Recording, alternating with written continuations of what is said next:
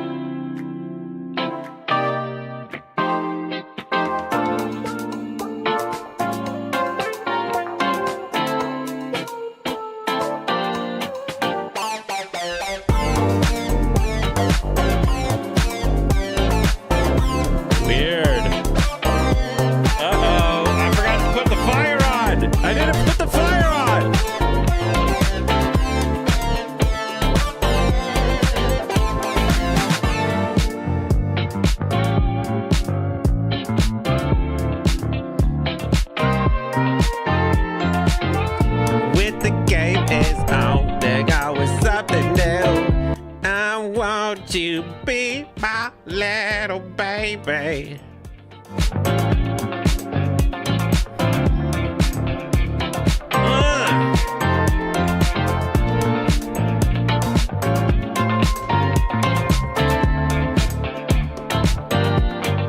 Boo? What are you booing, Zane? I don't know how the fucking song. I don't know how the song goes.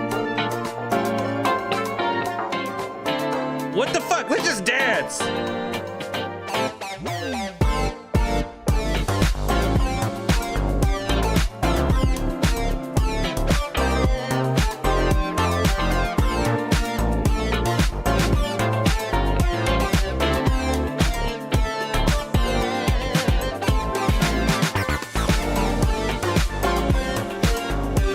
You dance now. You dance.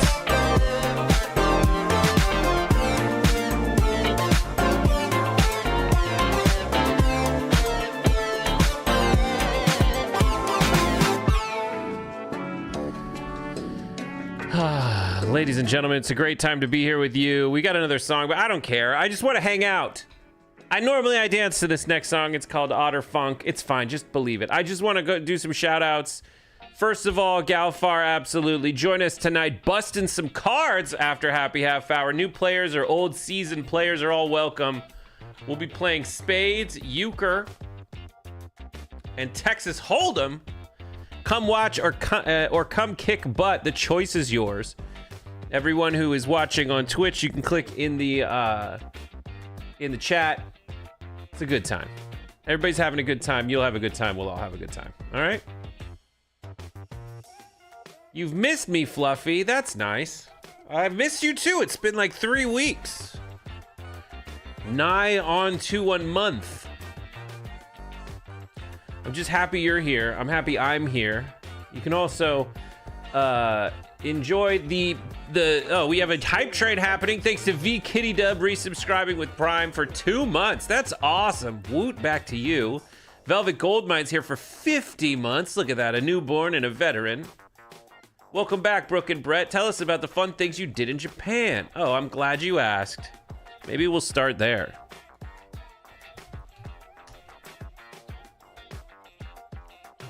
Ding, ding, doom.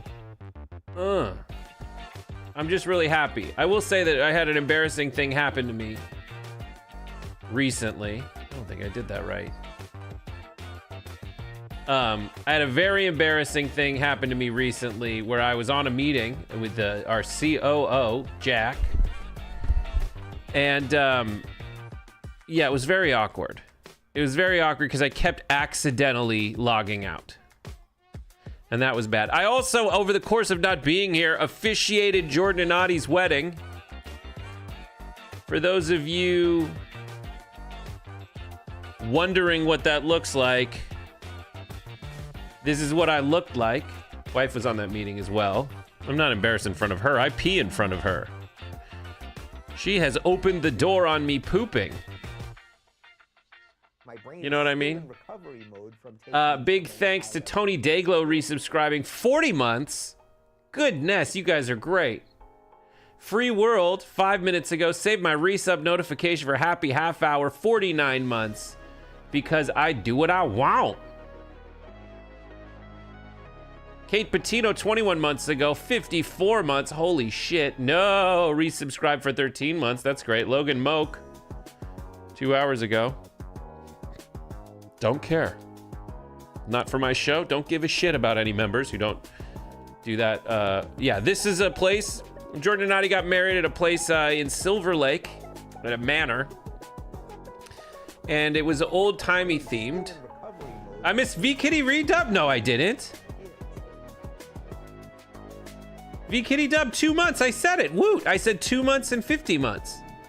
Pinga Pinto is back. 47 months. That's a dead sexy shot. Thank you. Multiple people saw me in front of this and took photos of me. So I'm going to show you that. That's a good photo. Ah, shit. Other photos from this event. For those of you who did not get a chance to visit or to see it happen in real time. Let me see what else I got. Jordan's friends. It's a photo I took. Look at that. That's Jordan. That's what he wore. This was the photo booth. These are his buddies. This is the party.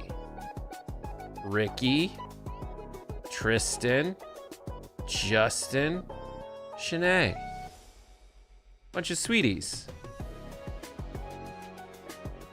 Brett met a nine-tailed kitsune in Kyoto. Obviously. That sounds disgusting, but it's absolutely true. What else? Here's the same thing. Fantastic. I officiated the wedding. I'll tell you some fucking shit. So there I am officiating the wedding. And everybody is laughing their ass off. The first thing I said was dearly be obligated. And when you say that, you really, whatever. I nailed it. And I'm not saying that because I'm awesome. I nailed it. Afterwards, everybody, great job, great job. And I know when I bomb and I know when I don't bomb. I've bombed on this show as recently as 2 episodes ago, and I know that. But I did not bomb. Everyone was with me. It was a mix of improv and great moments. Wife who is ready to... First of all, let's pour a drink. Today's drink is the Grasshopper. What is the Grasshopper? It is the mint chocolate chip ice cream of drinks. I will prove that to you. Hang on.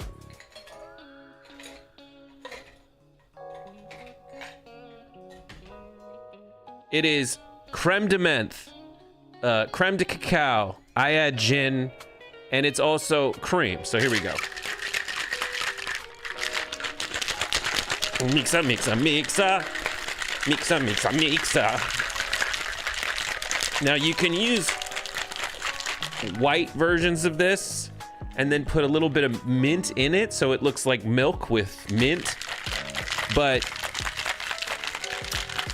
you can also use like dark chocolate creme de cacao, and you can use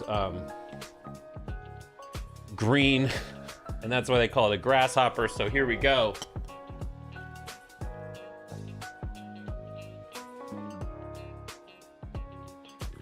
I'm not even gonna pour the whole thing. It tastes like mint chocolate chip ice cream melted. And you can hide a lot of gin in this thing.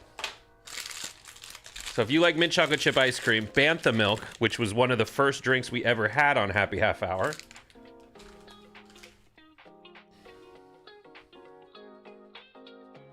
All right, I thought the chocolate chips would float, but they don't. Yeah, it's called Bantha milk, or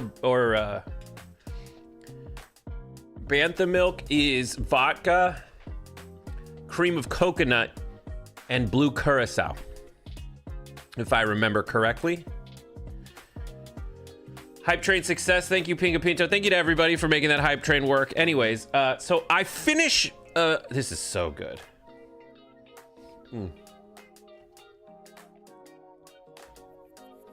They call it Bantha milk because it belongs to the Banthas, which are the large, hairy creatures that walk around on Tatooine. Anyways, okay. Wait, what is this?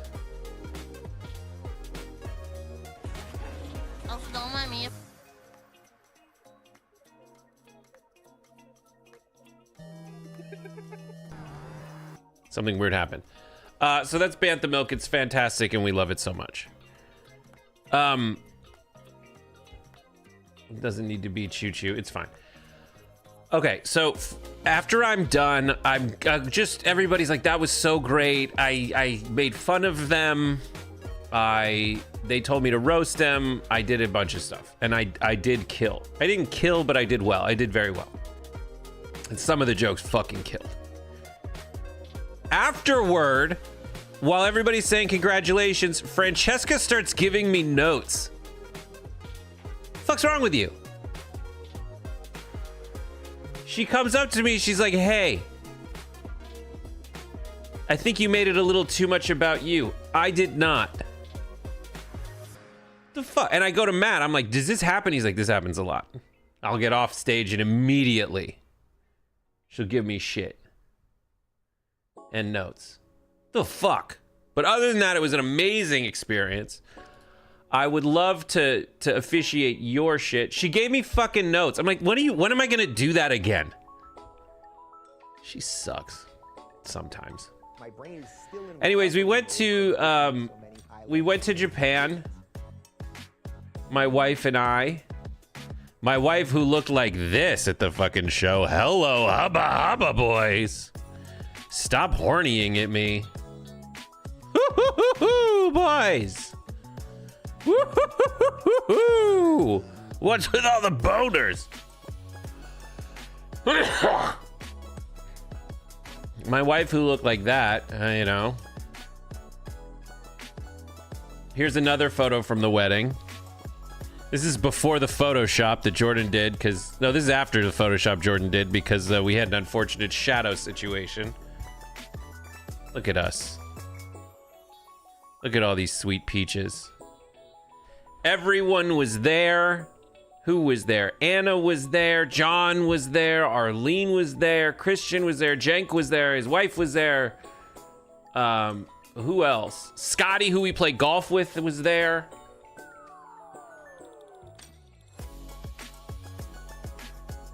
Asimov, it wasn't even that. It was that she thought that I was making it about me, which I wasn't. Burbank was there. Jessica Burbank was there with her boyfriend, who actually, he doesn't have an emoji face. On her social media, it's always an emoji face. But in reality, he has a human face. I'm very happy to learn that. He's handsome. BB Junkie, he looks like he's in this category of face. So I had to find him handsome. He's in this, generically this face. With me and John Krasinski and Zach Levi. He's in this category. So obviously I think he's a looker. BB, I think he has blue eyes though. So he is slightly evil. I'm not sure what eyes he had. He smiled like a blue-eyed man. BB Junkie resubscribed 52 months. I was in the middle of cooking until just now. I was watching on my tablet. That drink sounds amazing because I love peppermint bonbon ice cream. Glad B&B are back. Cheers. We are back. It is fantastic. You should absolutely make a grasshopper. A shot of gin, a shot of cream. So I add gin, which it doesn't have. I double the cream. Because with just the other ingredients, it's too much. And then creme de cacao, half shot, and half a shot of mint. Perfect. Galfar's in my category of face. Just a Argentinian refugee of something like that. Yeah, it's all happening. All right, so we got all that going on. Everyone's happy. We're all together. We're all friends. What else do we have? So wife and I went to our favorite bar in the world and took this photo. Come on.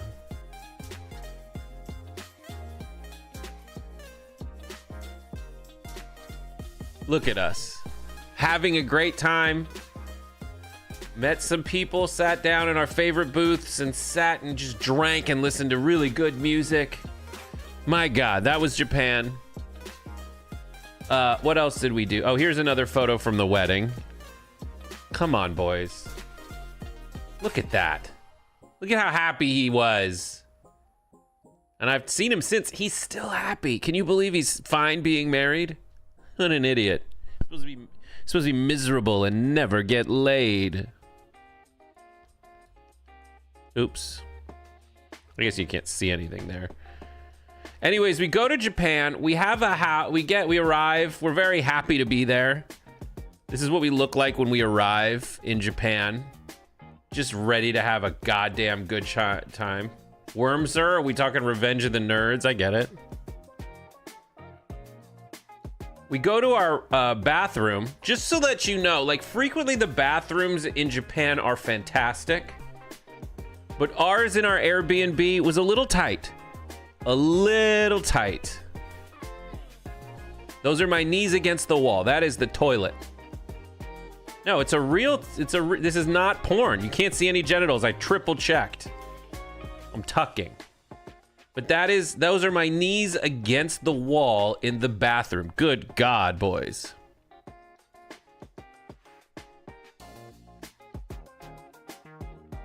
But come on, is this not the best bar in the universe? Look at that.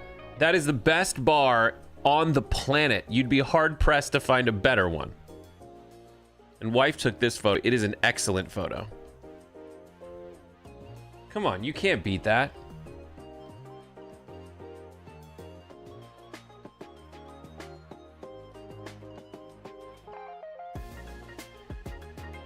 We had a delicious breakfast, and I want to show you this absolutely is porn.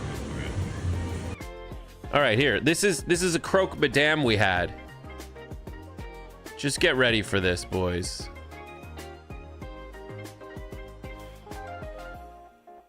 Oh my God, look at that.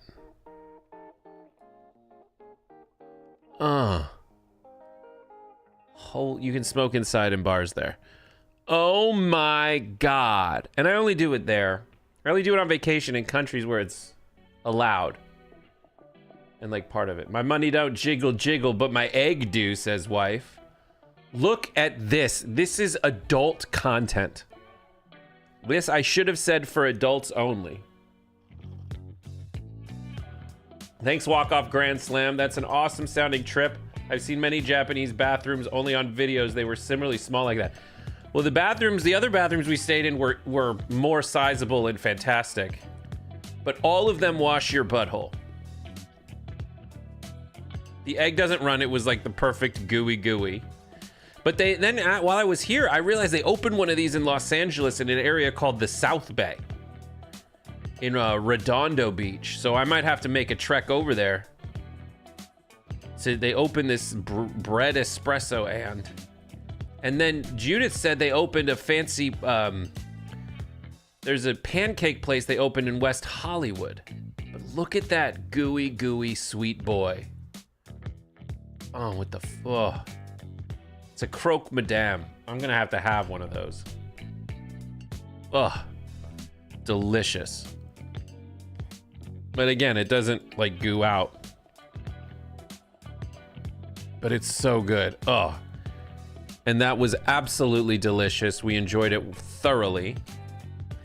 Other amazing food we had. This is called Ika. Ika, it means two things in Japan. One thing it means is squid. And the other thing it means is I'm coming. And I don't mean I'll be there in a second. It means I am currently orgasming. Ika. Well, I don't know what it identifies as, Civic Folly, but it's very good. Yeah, I'm also streaming on Pop Trigger. I did some experimenting. I think I'm going to stop streaming this to that. I might just put some videos up that I make for Rebel HQ. That did better. But I'm still going to experiment. We're having fun.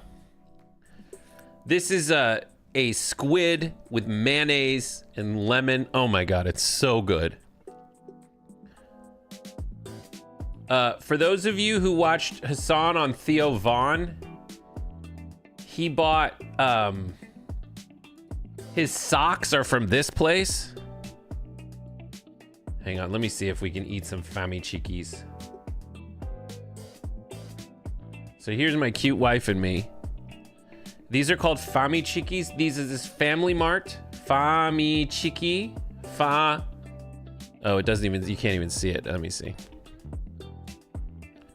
So it's Family Mart, aka Famima. And this says Fami Chiki. And it's just like the most succulent chicken nugget you can imagine in your life. Oh, Christ, it's so good. But Hassan bought socks from there, and he wore it on Theo Vaughn. I noticed that immediately. We met up with some friends. Just for those of you who are unaware that even in the pachinko parlors, you can't get away from Roki Sasaki and the Dodgers. They're everywhere. Very excited. This is the only photo I've ever taken in a pachinko place, and I thought it was far enough away from people where it'd be okay. But it was near the bathroom, which was a little bit awkward, but I don't care. Here we are eating delicious food.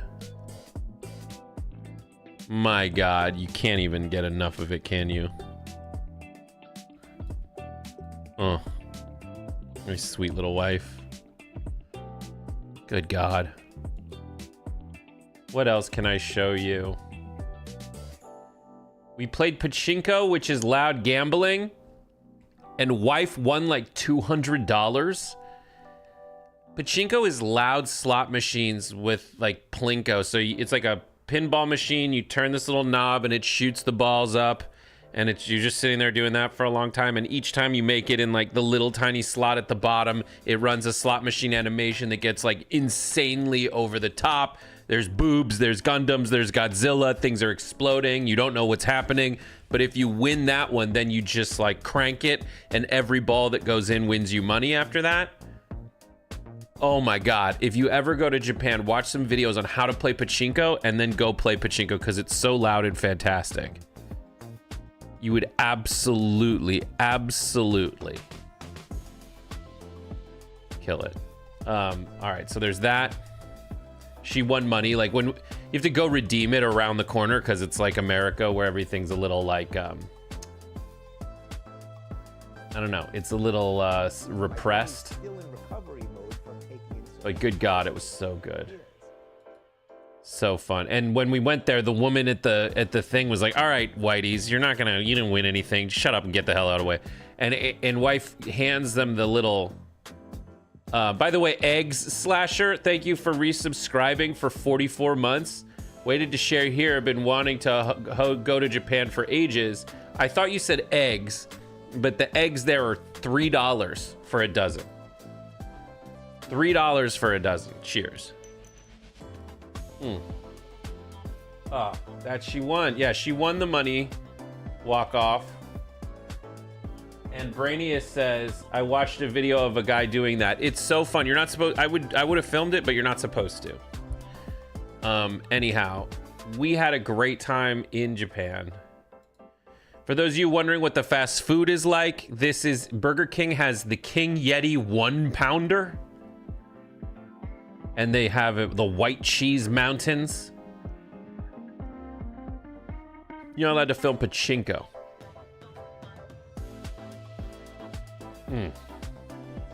So good. What else? We met friends. Met new friends. It was super fun. This guy still texts me. I don't remember their names, but it's fine. Oh, look at this. It's our photo of a photo in a photo. Oh. So fantastic. But anyways, when wife handed the lady her winnings, the woman was like, oh? Nay. And that was it. Velvet Goldmine. Some people can fit the 1-pounder in their hole.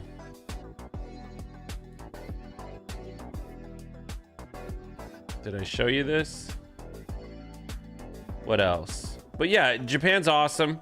What is a trip to Japan without a Family Mart or 7-Eleven? If you ever go, you need to get an egg salad sandwich from a convenience store. You'll thank me later. Even if you hate it, you're gonna love it. It is the impossibly soft bread and the fantastically pure potato or egg salad. My God. Thank me later. Wife took some photos of me shopping and us together eating famichikis. It was so good. If you love egg salad sandwiches, you're gonna love them even more in Japan. I'm someone who grew up on egg salad sandwiches. The Protestant side of my family, not that it's religious, but that side, it's like whenever there was a tragedy, there was a magical mountain of mayonnaise-based salad, like tuna salad and egg salad sandwiches. It was amazing. But yeah, we just hung out in Tokyo for a while, getting crazy, having a good time, eating delicious food, looking at Shohei Ohtani on every surface in the universe. I wanted to buy Jesus something nice, but they didn't really have anything for sale that wasn't just like a normal hat that you could get in LA. But like, here's our favorite bar. Here's another view of it. When we got in there, this guy looks at us after not having been there for 4 months. They use Kewpie, it's true. But when we got there, this guy just looks at us and goes, same? Oh, you want a Jack and Coke and a martini? Yeah, this is after 4 months. I mean, we've been going there for 9 years, but good God. I love it so much. What else did we do? Just like, here's an action shot of people on the street. Just having a good day. Can't beat it. People on the street. We found some places we like. I'm gonna try to find some good photos for you. We went to Kyoto. For those of you who don't know Kyoto, Kyoto is this really awesome, like, historical city. It's like Colonial Williamsburg for Japan, but with geishas. When they tell you about geishas, you start going like, ugh, I'm not sure I'm into this. The life of a geisha is an interesting life. It starts when you're 15 years old, and they don't pay you, but you get free room and board, and you're learning this time-honored tradition, which is kind of child trafficking. You have a tea house. There's a maiko and a geiko, and those are the older geisha and the younger geisha apprentice. And the younger one kind of cuts her teeth and doesn't get paid, and eventually does get paid, but she gets free room and board. She can't have a cell phone for a year. My God.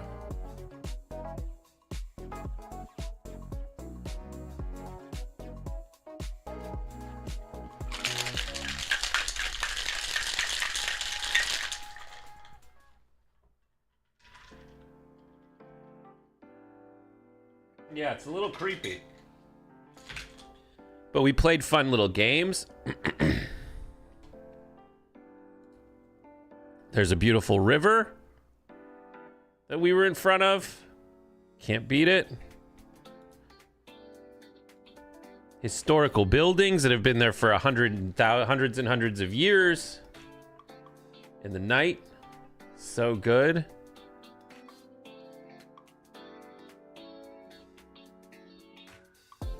But yeah, so we played these fun games.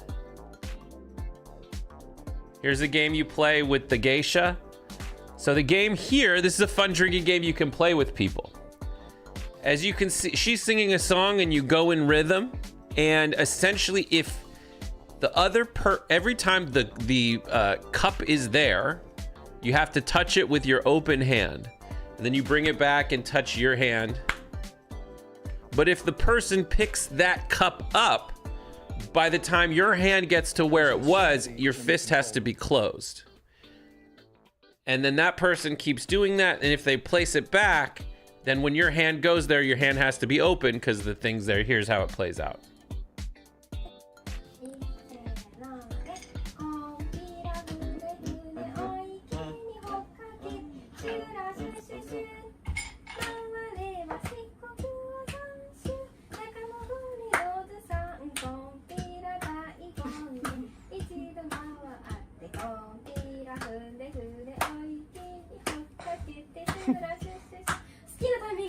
Yeah.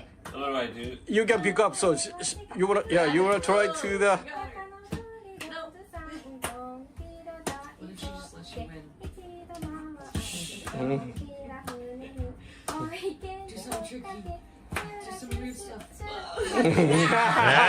I didn't even put it back down. What a weirdo.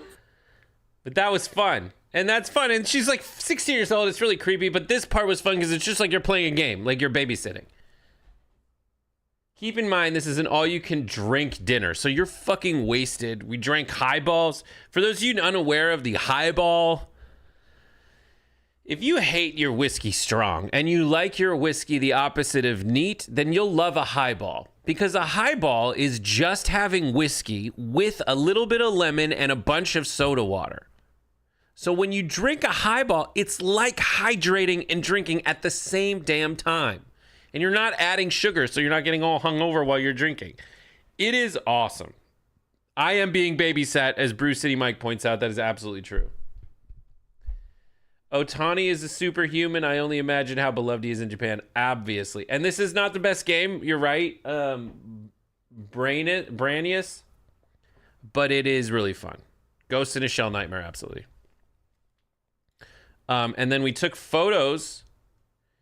Here's wife playing with her. I guess that's just a photo, but pretty cool. Playing the game. Here we go.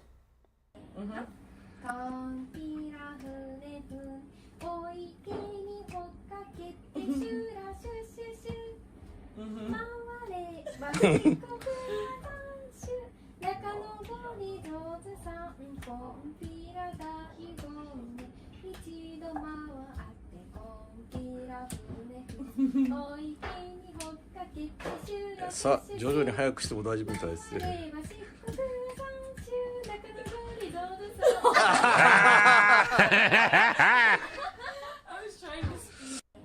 They were all trying to speed up. It's pretty awesome.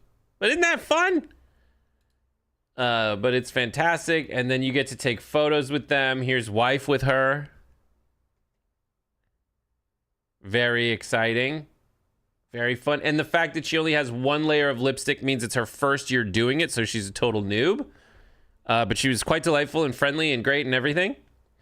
And then I took a photo with her, and, you know, you're not quite sure how what everybody's going to think about it, so this is my defensive posture. Like there.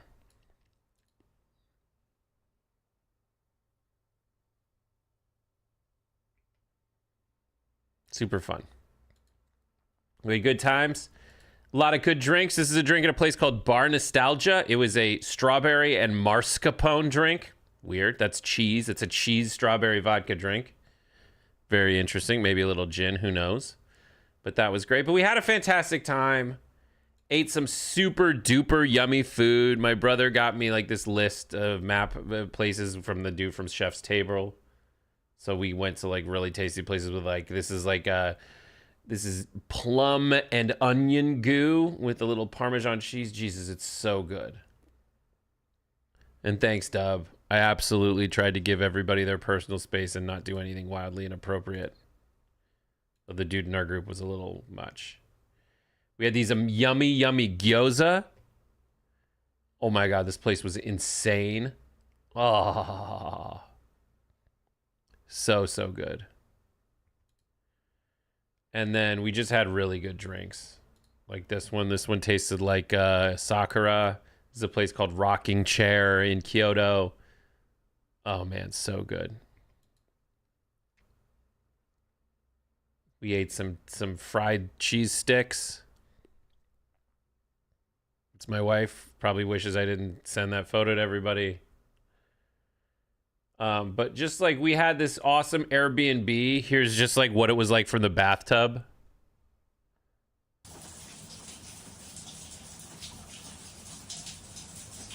Just sitting there in the middle of the night having a good time.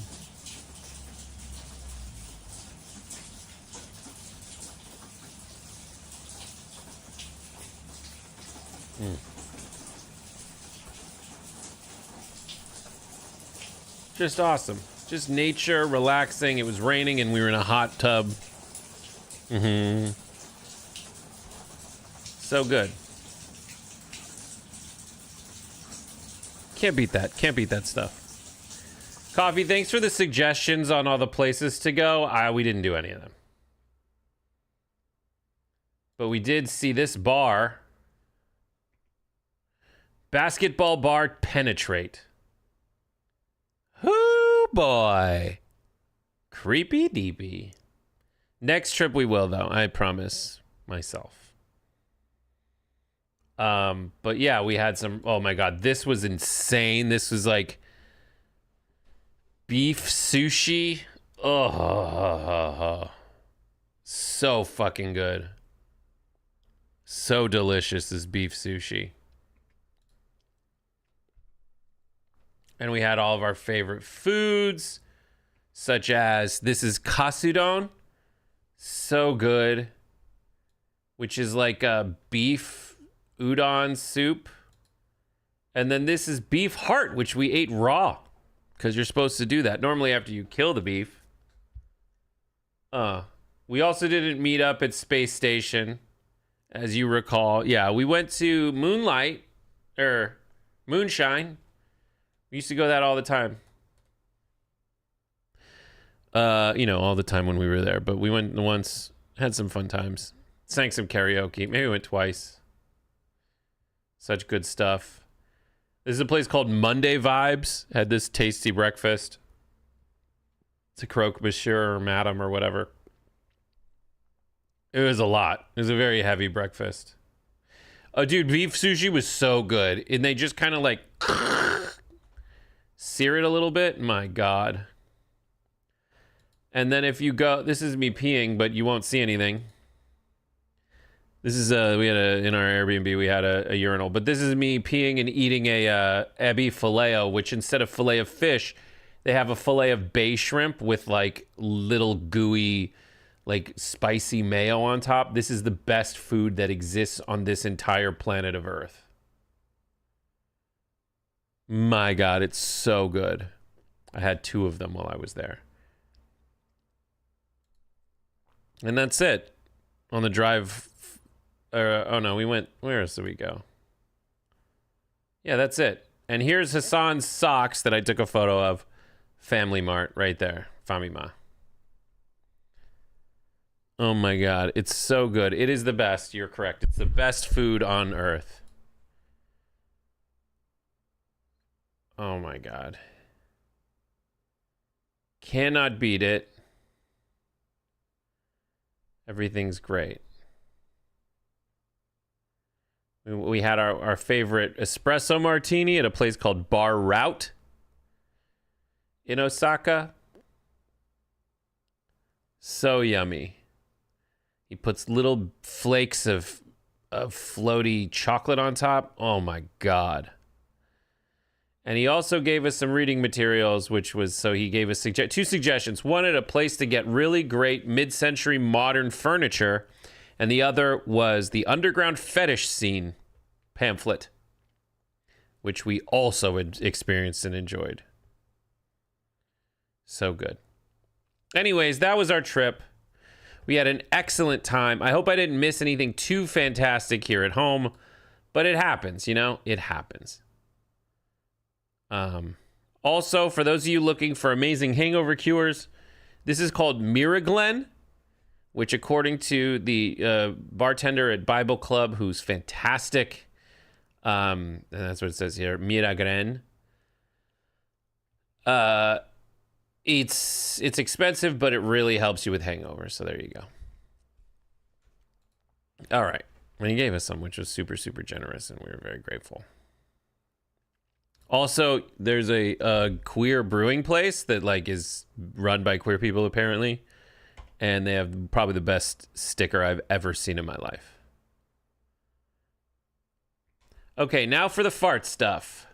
First, I want to fix your day. Can I fix your fucking day already?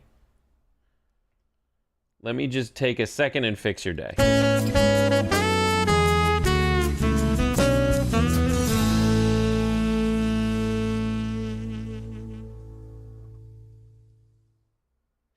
All right, today on Fix Your Day, this is the tale of 2 friends. One is about to tell the other one that they're pregnant and how long they've been pregnant for. And guess what? She ain't the only one. I'm pregnant as well. No way! No way! No way! Stop. Dog wants in on it. That's creepy.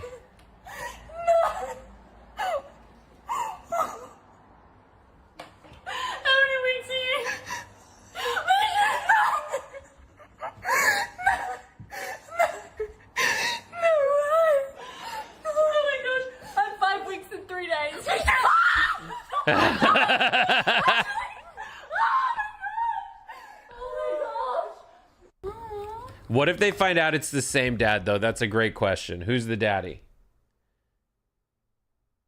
Oh, my God. The dog is very concerned. You're absolutely right. And that's the thing. Sea Prince, she's like, oh, God, you know what I kept is this piss thing in my drawer. So sometimes when I'm on a meeting and I need a pen, I accidentally put my hand in piss. I'm watching it again. It was very nice. I'm pregnant as well. No way! No way! No way! Ugly cry. Stop.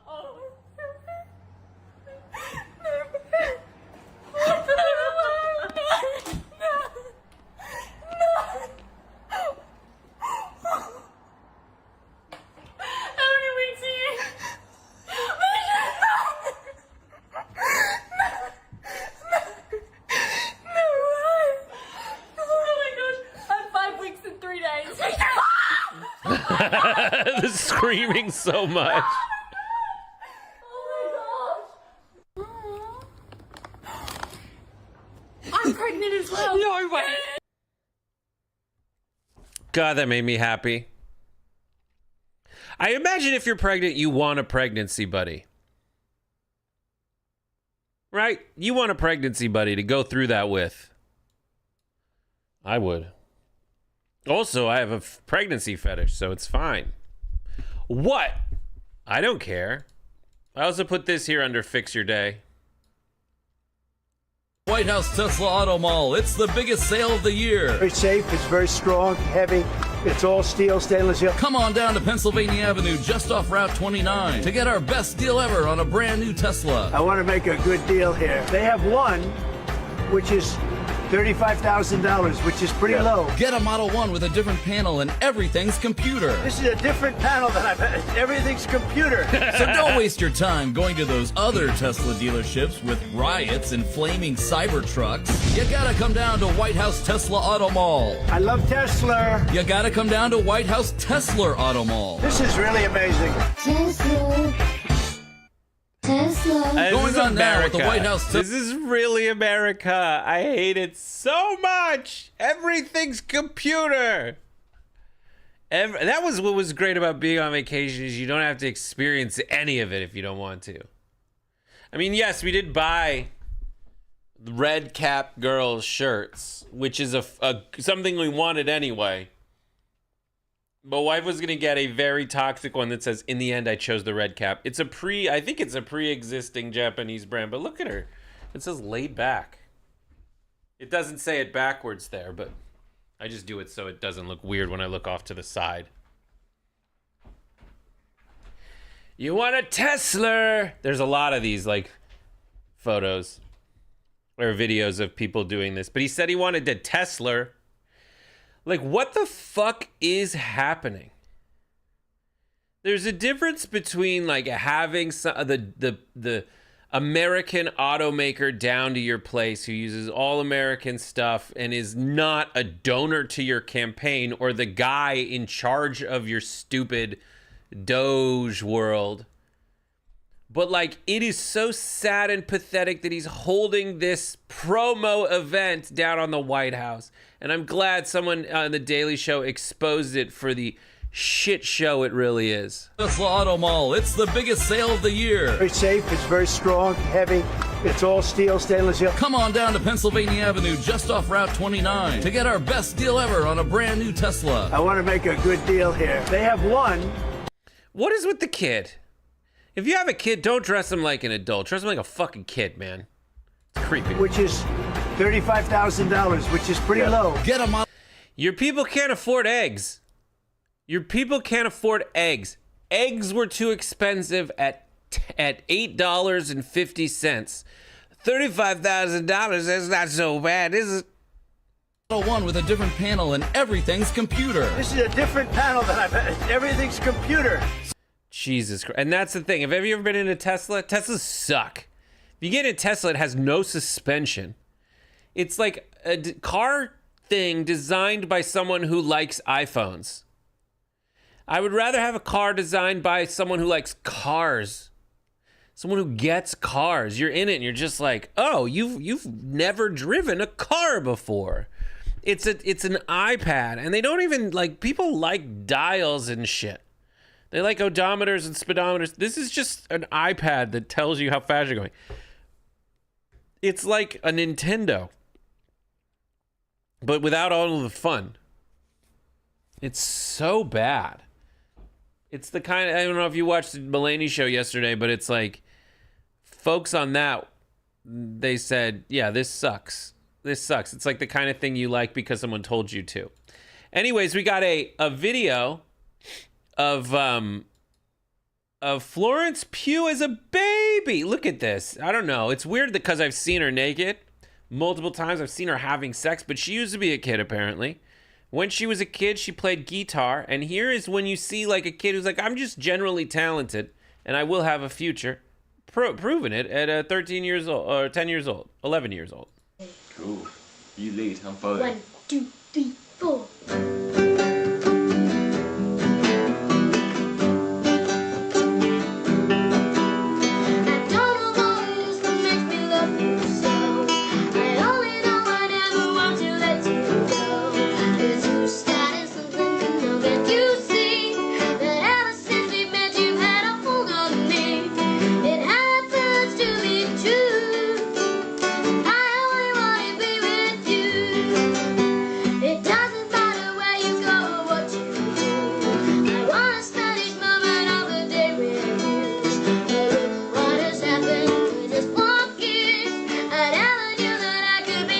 talk like this. It's crazy, but it's true.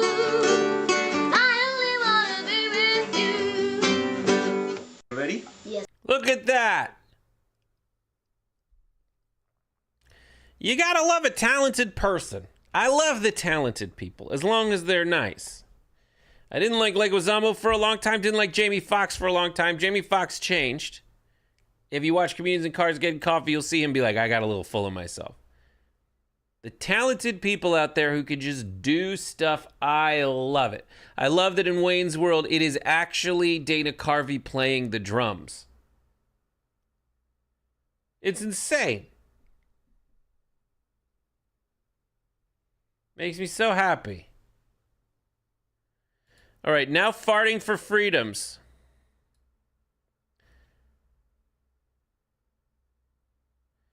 Hakeem Jeffries promises to fart hard for freedoms while addressing Congress. You gotta love that about him. The American dream possible. We will fight hard for the freedom to vote. The American dream. Meanwhile, how are the Democrats doing? Well, Donald Trump and company tear the fabric of democracy to shreds.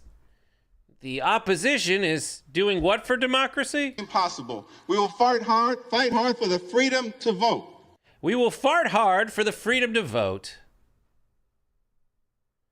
My God, he really said it. Everything's computer. We'll fart hard for fighting for farting for democracy.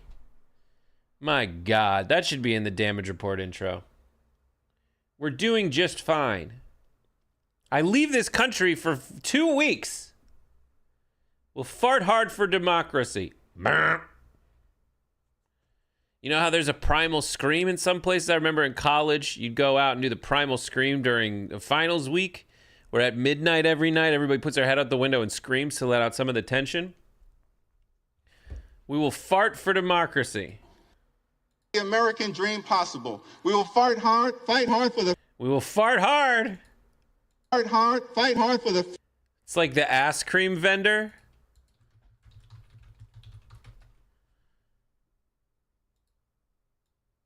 An ice cream vendor on El Paso's most wanted list. An ice cream vendor.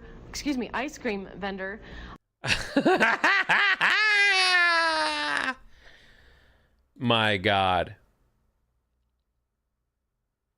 You got to push that gas out. All right, moving on.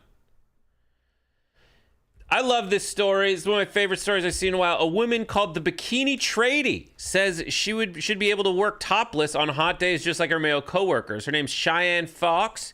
She wants equal rights in the workplace. Tradie men in Australia, where I hear it's very hot sometimes, can work shirtless, but Miss Fox with 2 X's cannot. Miss Fox, who's employed as a landscaper in Sydney, said it was unfair double standard that needed to be addressed in the industry. Here we go. She uploaded. Hello. Where's her shit? Oh, I clicked on her TikTok. Boo. Let's see.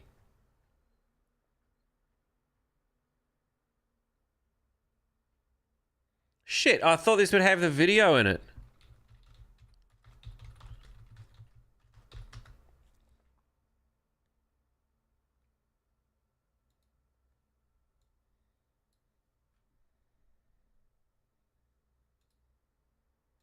Offensive to be out and show, but men. Why are women's nipples offensive to be out and show, but men's aren't? It's a 40-degree day today, and I'm the one that has to wear my shirt. All the boys on the worksite don't have to wear theirs.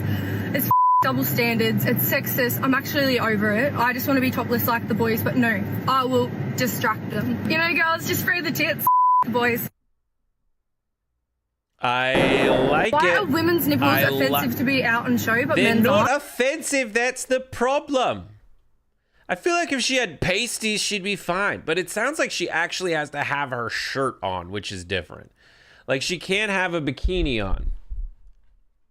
It's fucking 40-degree day today, and I'm the one who has to wear my shirt while all the boys on the site don't have to wear theirs. Like, yeah, guys can work like this, and she can't. She failed to see the big deal, however, since so many of her colleagues, she's like, I thought it was only fair I could get mine off too. I have no shame in getting my boobs out. I don't think it should be distracting because at the end of the day, they're just a natural thing. At the end of the day, we all have breasts. It's just a natural thing.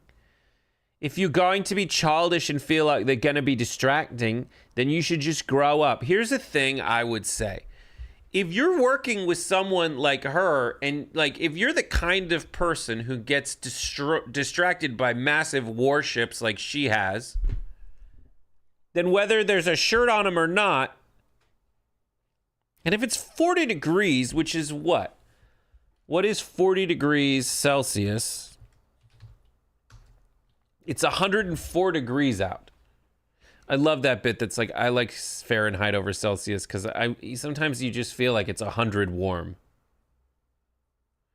It's 100 plus degrees outside. Ships of war, Galfar, which I think Jordan sent me a video where it was funny. A person described them as warships. Giant warships. At the end of the day, they just have, you know, most of the comments on the video showed support for her, and many people told her to take it up with the boss. It ain't the lads you work with that it would be complaining. Direct the hate towards those running the show, one person wrote. Sure, there'd be comments and looks for a week or so, but then you really wouldn't matter. That's it. Such a bogan. But that's really it. There would be people talking about it for a few weeks, and they'd be like, oh my God, her boobs. But then, like, I don't... Like, listen, when someone dies in the news, obviously I look for a topless photo of them on the internet. But I don't keep looking for a topless photo of them for 3 weeks. Trachtenberg... She flashed her boobs once in a movie. I saw it. I respected it. It was a key part of everyone growing up. But then I still felt how sad it was. It didn't stop me. I went back to feeling the normal feels people have.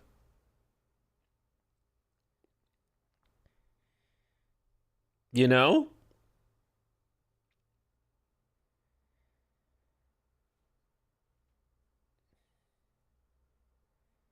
But like, yeah.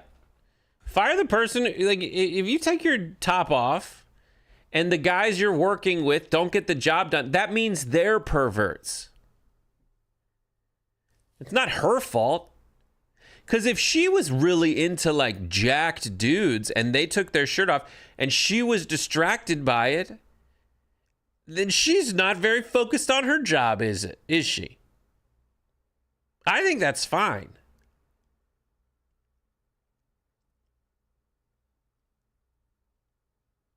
Bikini Dub said, I'm double D, so support is required or painful. I get that. Even me, my back hurts from holding these massive gams up. These yo-yams suspended. It's not easy. Insanity. What do you guys think? Poll time. Should she free him?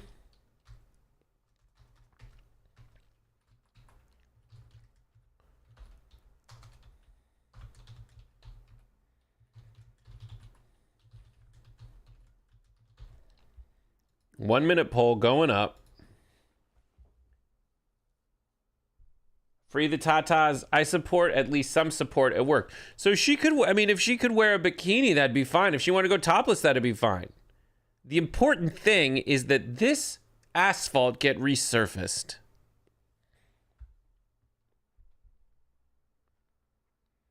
I really like this story so much.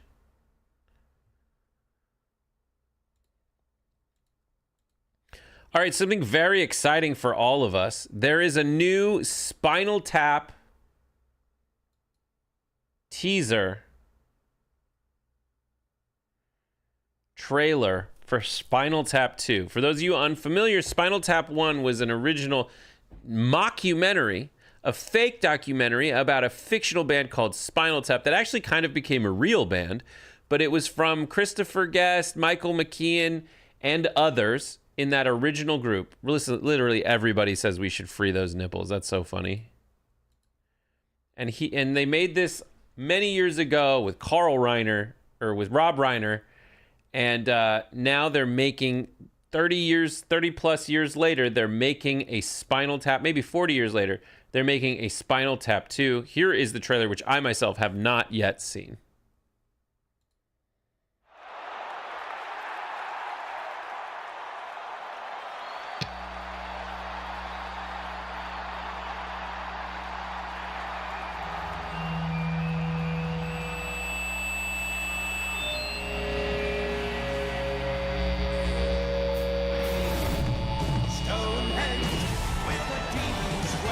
Where the banshees live and they do live well. Stonehenge. 41st anniversary. This summer, only in theaters. That's crazy. So they turned it up to infinity is what it looks like.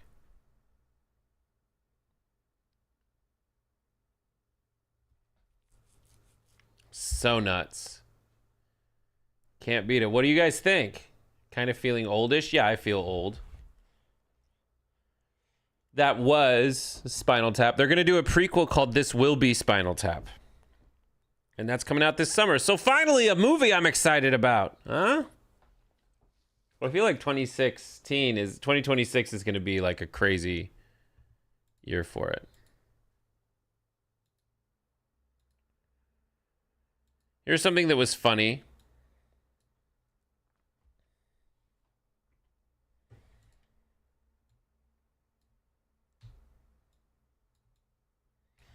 Trying to buy that NSFW for hat, Angels and Astros, whatever. So they released these new hats. They're called overlap hats. And so all of these hats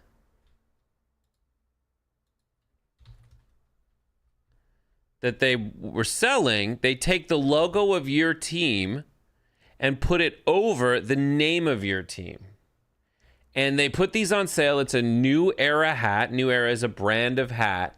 And many of them make sense. You can tell this is the Orioles, and over the top is the logo of an Oriole. Boston, when you get to the letter, like Blue Jays make sense. It's really fun. And really that's all. And Brewers make sense. You could tell it's Brewers. But after that, it starts getting a little more complicated. Because this looks like Yannies. And some were taken out, like the Astros, the Angels, and the Texas Rangers had a little bit of a problem. Specifically, the first one that fell was the Texas Rangers one because tetas in Spanish means tits. Also, I don't know if you support the Anaheim Anals. Tetas. In Spanish, it's the tetas. It means titties in Spanish. Not a fan of this idea, and I'm a BJ fan. I don't know what that means. The anals, A-N-A-E-L-S, and the asshoes.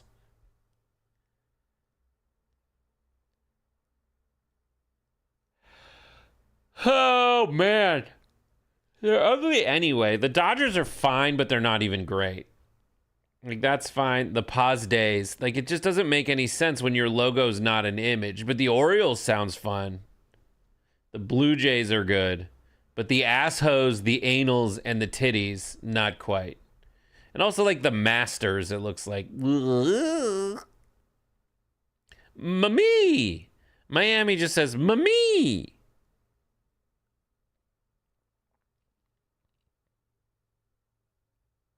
The Oakland says the Elastics. The Elastics.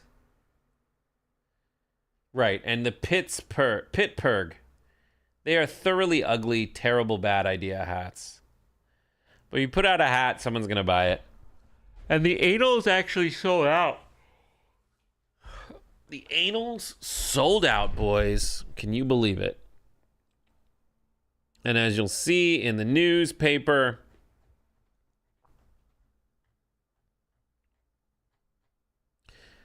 maybe not so much for three American League West teams, the Angels, the Texas Rangers, the Houston Astros, who New Era hats garnered so much shock and ridicule the MLB stopped sales Tuesday morning because they put the T with the organization's big T covering the X, one that happens to be a vulgar term for breasts in Spanish. The A I love how they cover it in the LA Times. That created a word that looks and sounds close enough to another word with obscene connotations. You could buy it on eBay for $200. Finally, the Astros accidentally making a word that when spoken out loud sounds a lot like an NSFW term Dodgers fans may have used for the Astros after the 2017 cheating scandal. So good. So good, you gotta love it. What else?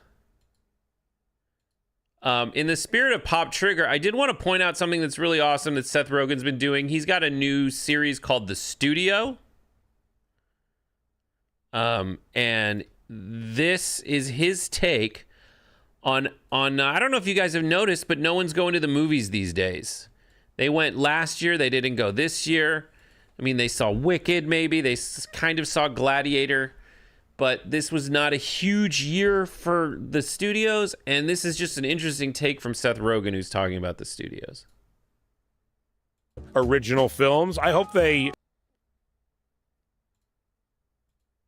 studios take more risks on original films. I hope they go back to their traditional models of development, which have kind of gone by the wayside, which I actually think really limits the types of movies that get made. It used to be that a studio would buy a script and then hire a director and then cast the movie. And now they only want things that are completely packaged, basically, which really makes it that people are generally signing on to things that seem less risky, that won't hurt their careers should no one buy them. And it creates an environment where people are not taking as big risks as they used to. So that is my hope for the industry, is that they return to a more traditional development model. I hope. Do you guys agree? Do you like movies? Do you miss movies? They needed younger actors. What do you think? We need new shit, says my wife. Sorry. So we call her Maj, which is what we call her relation to the cats. I saw something today saying Disney thinks the new Captain America movie only making $380 million is a failure. It cost $140 million to make, so they doubled their money. They didn't actually, Galfar, because they usually spend about the same amount or more on marketing. And there used to be this long tail of DVD sales that isn't there anymore.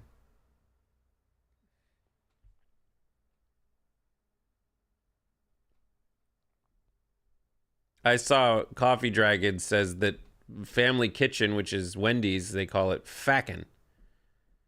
Fucking. We definitely need new movies instead of constantly remaking old movies. It's so boring. I agree.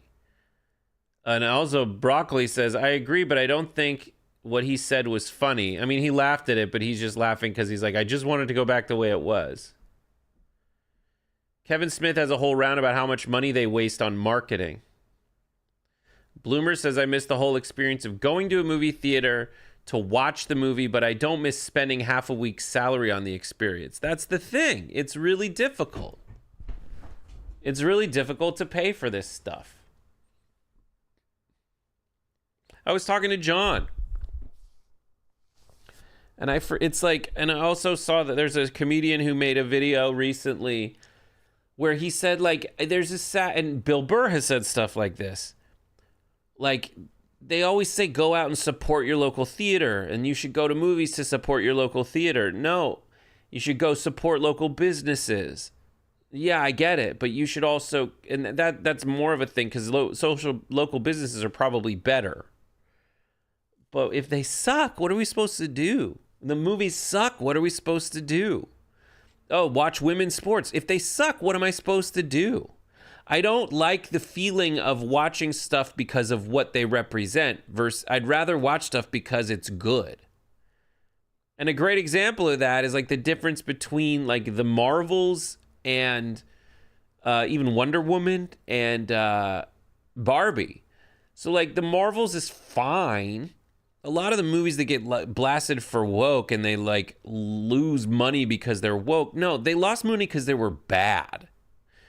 Like Barbie is a feminism anthem, but it was good. You can be a feminist anthem and be good. You can be a feminist anthem and be bad. I don't like when people want you, they're like, these people will come see the movie because of what it's doing. No, it has to also be good. I agree, Sassy. We need a Legally Blonde reboot, but that's the only thing that gets approved. But like, studios take more risks on original films. I hope they go back to their traditional models of development, which have kind of gone by the wayside, which I actually think really limits the types of movies that get made. It used to be that a studio would buy a script and then hire a director and then cast the movie.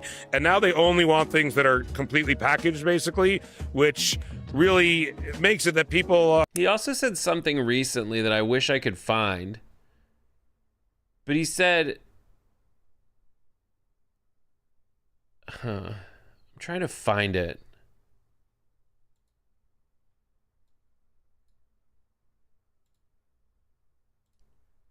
Movies at Sony, and so I would say it's partially inspired by our time at Sony, where a lot of our experience when we were younger, you know, was there. Yeah, and we spent a lot of time making movies at Sony.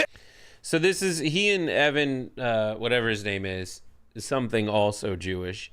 They are the guys who did Superbad, and they've been writing that movie since they were 13 years old before they made it. And then they got the Sony gig, and then they got kicked. They basically left Sony in the wake of the scandal created by The Interview, the movie, where they basically triggered a hack by the North Korean government as a way to get back at them for all the ill will they drummed up with that government over basically the movie being about a crazy North Korean dictator and some crazy ass shit.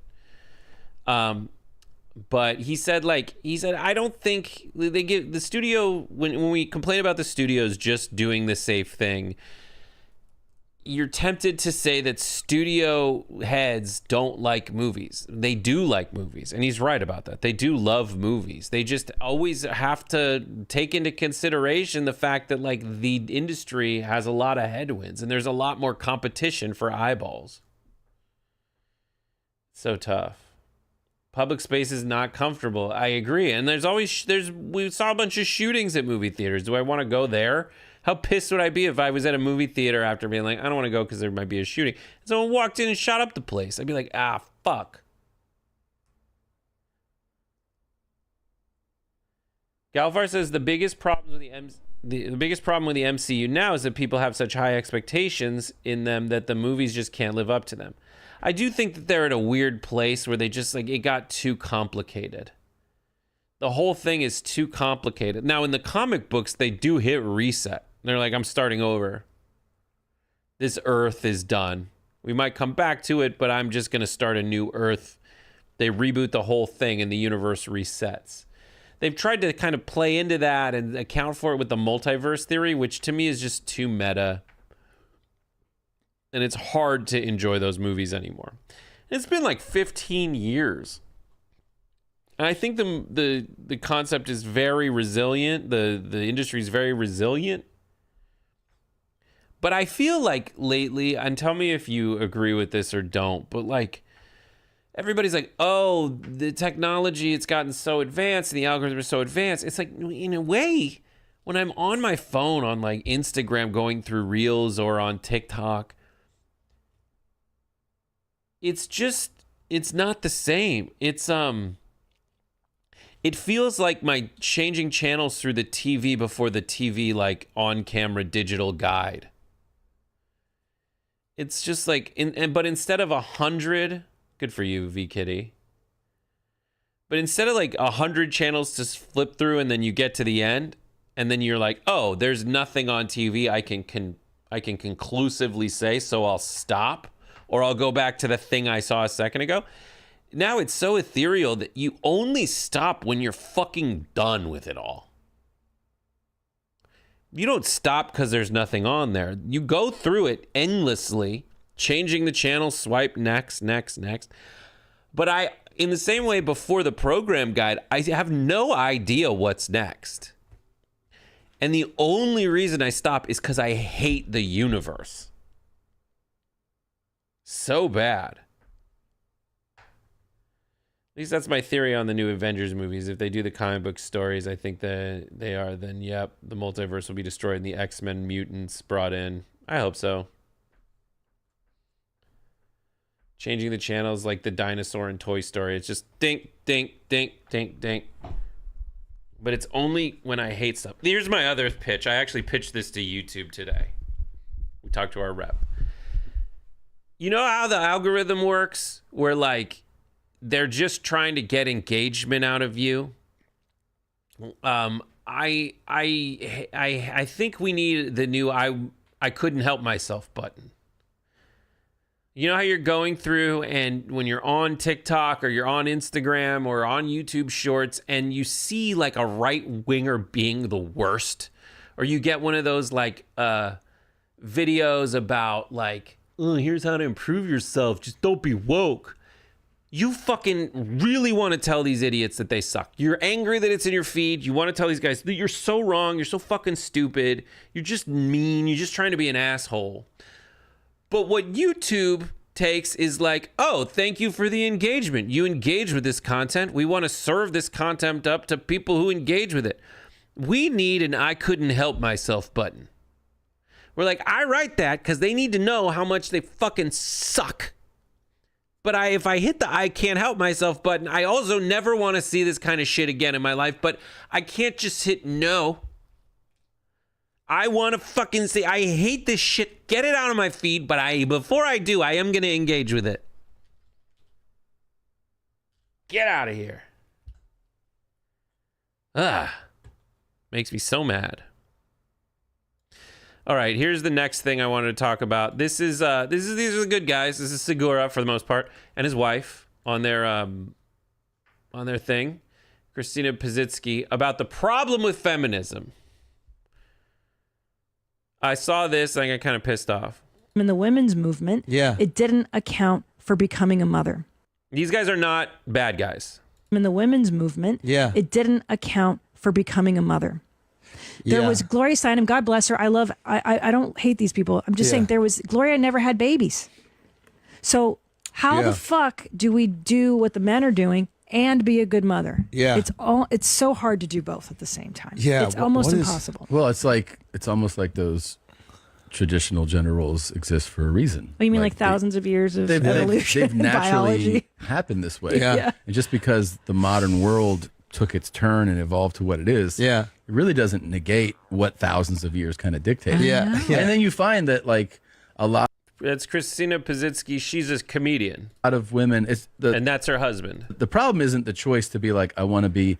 It's the looking down on it. That's what's fucked up. It's the criticism, the pretentiousness. Yeah. And I feel like that's kind of... And it is probably stronger in a city like New York, where they're like, oh, you can't fucking do both? Like, it's like... But I also feel like there's a little bit of self-hatred there. Yeah. It's like, I think some women are kind of envious of the fact that these other women have children and families and this other purpose and this thing to live for. Yeah. And they've dedicated their entire life to, working at this job that they might not even fucking like. People also might not even fucking like their kids. Right.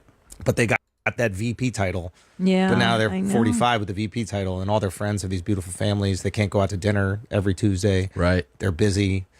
And it's maybe they feel kind of like lied to or manipulated. The problem with this shit pisses me off to no fucking end. This shit pisses me off to no fucking end because the only thing anyone was ever fighting for was a choice. These guys are, and I get it. Like Schultz is kind of fucked up. In the more I see, I don't know him that well. I don't know him at all. I've never met him, but like he's kind of in one category, and then Segura and Christina are in a different category. In terms of my experience watching their content, there's the people that are generally like more laid back and like stop fucking pulling us into this right wing vortex of bullshit. She's making a very decent point, and so is Segura, I think, in a certain extent, where it's like, listen, sometimes if you just, folks, like, it's, if you want the job, if you want to, you might regret not having the family later. Whatever. That's fine. But these guys are pretending that before folks like feminism, or like the feminists came around, like there was an obvious choice people could have. No, you weren't allowed to have that thing. You weren't allowed. Like my mom got like a real job, as she would describe it. She's like, I got the job. I was not the assistant. I was not the secretary. I was in the boardroom with the boys. And people with the same, supposedly I got the job the feminists fought for, and now there's equality, but they still asked me to make the coffee. That's fucked up, man. To not have the opportunity to get a job, to not have the choice, to not have what all these right-wingers are fucking talking about, fucking freedom. They didn't have any freedom, and now there's freedom. And folks like her might point out, like, yeah, it's just like, it's difficult to do that and be a mom, especially if the guys aren't willing to also help out being a dad, right? Because the dad jobs are like, oh, in a traditional workplace, it's like dad comes home, throws a ball, drinks a beer, goes to sleep. But if the mom has to go do the job and come home, there is no equivalent role for the mom in the stereotype. So she has to fucking do it all and then maybe go to sleep. Like, so I think their whole framing's wrong. But the problem is there's all these right-wingers who are like, yeah, so you should just never have a choice to go join the workplace. And you're a dumb bitch if you even decide you possibly might want to go into the workplace. And worse than that, these right-wingers tell Schultz he's fucking right. And they're like, come over to me and you'll be a man again, because we're about to secretly and overtly tell women, like, go fuck yourself. You should not go back to the way it was, which is you should never even think. And you're a dumb bitch if you want a job, if you want to try the world out there. These are the same guys that are against the freedom of dudes to take what would be the role of someone staying at home and doing that shit. And all these guys being like, yo, if you're a stay-at-home dad, you're a pussy. And Charlie Kirk recently went on a podcast with Gavin Newsom and was like, I don't think left-wingers can do podcasting because they're not masculine enough. Bro, do you know what podcasting is? Podcasting is sitting around talking it out for a couple hours. That's the girliest shit I've ever heard. Do you know what boys do when they hang out for hours? My friends, we take beer cans, we put them on sticks, we throw fucking rocks at them until they fall off, and we cheer when that happens.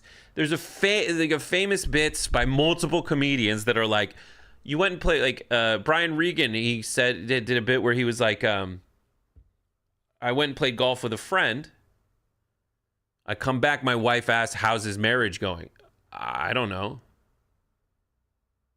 You didn't talk about it? No, we didn't. Why? I know he's divorced. He got a new driver. Like, guys don't talk. What the right wing is doing, and let me just play their game. What the right wing is doing with the podcastification, bros, is you're feminizing dudes to sit there and talk about their feelings like pussy-ass girls. This is their framing for it. And this bit I'm doing needs a lot of work, but like, it's insane. These guys, like, we gotta expose how stupid their arguments are. They're pretending that feminism ruined the nuclear family.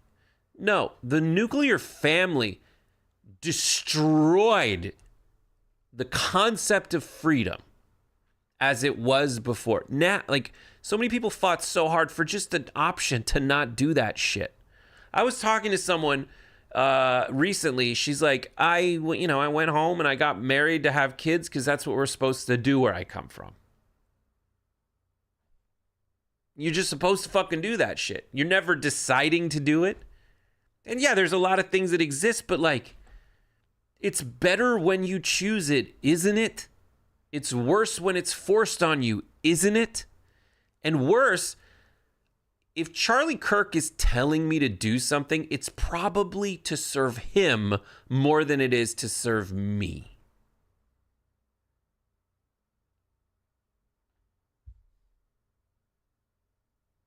It's fucking weird. I saw this post from Kelly Oxford that's part of it. She's like, I've lived 2 lives, 10 years as a traditional wife and 15 years as the breadwinner. Online, we see young trad wives showcasing years 1 to 3 of a 20-year project. With nearly 50% of marriages ending divorce, the financial vulnerability they're creating isn't in the aesthetic. This is a brilliant, brilliant point. When I was 22, I became the mother of a traditional trad wife by choice. 3 kids, and 1 decade later, I pivoted to become our family's primary income earner. This complete role reversal revealed truths about both lives that no influencer can capture in a reel. This is what we need. We need like the more like robust situation. God, she's hot. She played into both regimes. She tried both. When I became the breadwinner, I didn't magically stop being the default parent, just added the sole financial provider to my existing portfolio. So yes, it is difficult. The breadwinner role brought financial autonomy, but doubled my mental load. I carried the psychological weight of supporting 4 humans while still being expected to perform most domestic duties. My wife does both of these things. She is both the breadwinner and she cooks them foods. The intellectual gymnastics required to toggle between high-stakes career decisions and remembering which kid needs which form signed by tomorrow morning is its own special kind of exhaustion. Ironically, being a trad wife did make a competent and fair filmmaker. On set, I can multitask like an octopus on cocaine. What do you mean I suddenly have a team? Sounds like your husband's kind of a fucking lazy piece of shit.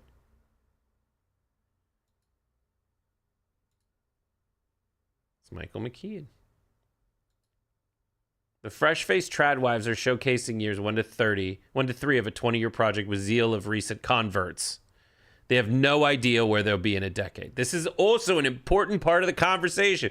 And I'm not saying to shut out any part of the conversation. My guess, here's the thing. The opposite of the problem is seldom the solution. It's a very important concept.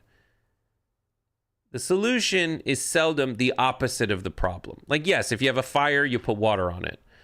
But like a world where you have to raise a kid and you can't enter the workforce, the solution is seldom don't have a kid, enter the workforce, and declare war on anyone who did the opposite of that. But similarly, if you don't like that people are having their freedoms, the solution, like if you think the problem is women in the workforce, the opposite of that is not the solution. The solution can't be forcing them to go back into the home or being an asshole about it. They know if they're miserable. Everybody fucking knows if they're miserable. If you hear people like Charlie Kirk being, I'm just picking on this dipshit, but like, if you see them coming after you, like odds are they're not going to win any women over who are in the workplace with that kind of attitude, being like, yo, these women are miserable.